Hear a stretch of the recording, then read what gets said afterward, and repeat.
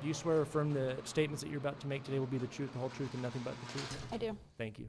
First memory I have, Troy picked me up from daycare. Rhiannon Martin was a little girl with blue eyes and a great big smile. She says she was just 4 years old when the abuse began. From then on, it became a daily occurrence. Eventually, I stopped crying and became emotionless.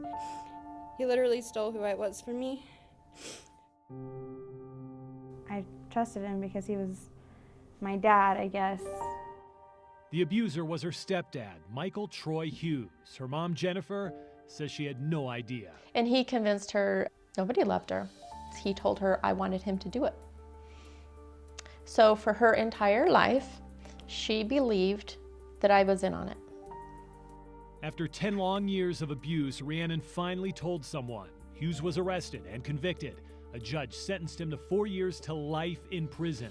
Rhiannon didn't see him again until 6 years later. That's when she spoke out at his parole hearing. I had to learn to live the way that everybody else had been living their whole life. And I don't know how you could hear her letter and say he can go.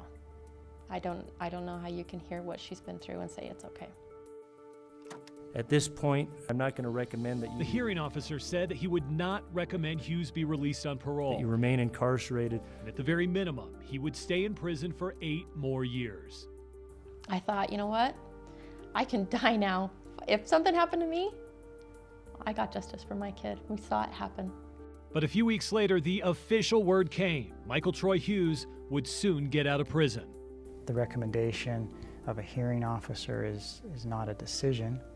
Greg Johnson represents the Board of Pardons and Parole. He says the 5 members on that board have the final say. And the final say is to let Hughes out after 7 years. And it's a shock. What's happened has been such a shock to us. Even more hurtful, Jennifer says, is the board's explanation. The single sheet of paper explains why they are releasing Hughes. Only 2 boxes are checked, and the box that says victim impact is not one of them. She lived through hell. If you're not even going to check the box that say we hurt her, that's devastating. That's devastating. It's wrong. It makes me feel like I don't matter. So why wasn't it checked? It appears that we should have checked that box.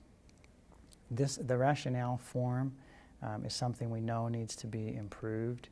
Again, when you're talking about something as serious as one, a sex crime, and the other of letting this person out of prison, I mean, there's not too many boxes to check on this thing. What, 1, 2, 3, 4, 5, 6, 7, 8 of them. I just wonder how you don't check the box. Well, we agree that the form needs improvement. We want it to communicate better to those who receive it. And I think unfortunately in this situation, that probably felt pretty hard for the victim's family not to see that box checked. So, is Hughes' release unusual? Well, the KSL investigators dug in the court records for every person convicted of a sex crime against a child in 1 year. 125 names on the list, and here's what we found. For those sentenced to up to 5 years in prison, the average time served was 9 months. For those sentenced to 1 to 15 years in prison, the average time served was 1 year, 10 months. And for those sentenced to 3 years to life in prison, the average time served was 5 years, 3 months. The general public may think, hey, these guys are getting off a little bit easy. Does it seem like that to you? If someone were expecting, well, this is a life sentence, they need to realize, well, the sentencing guideline is actually much less. Here's how it works. A judge hands down a broad sentence. Within that is what's called a sentencing guideline. It's a formula that spits out a recommended time somebody should serve based on their offense and criminal history. That's what the parole board typically goes by. Hughes' guideline was 4.5 years. They'll say, you know, the numbers add up and he's paid this much time, but that's not justice. Maybe even more surprising, nearly half of the sex offenders we looked at had their prison sentences suspended. That means they served some jail time or, in 11% of the cases, did not spend any time behind bars at all.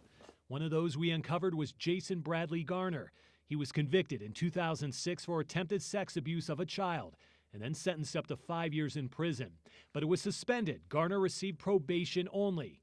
4 years later, he was arrested again, Police say that he raped his girlfriend's daughter 20 times. Suspended prison sentences are part of plea negotiations. Not every case, but some cases. Blake Nakamura is a chief That's hard deputy with the Salt Lake sometimes to District Attorney's comprehend Office. He and explains what a exposure. suspended sentence means. The court, in a majority of the offenses, has the discretion to not impose that prison sentence, but rather suspend it, keep it over the person's head, if you will, and instead grant them the privilege of probation. It just A doesn't make privilege sense. given to the I mean, sex I offender, a changed my privilege mind and- Rhiannon says victims don't get.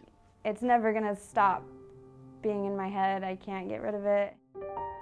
As for the man she says stole her entire childhood, it is a 7-year term. For Rhiannon, it is a life sentence. Is this something you still think about? Every day. It's gonna come up probably every day for the rest of my life.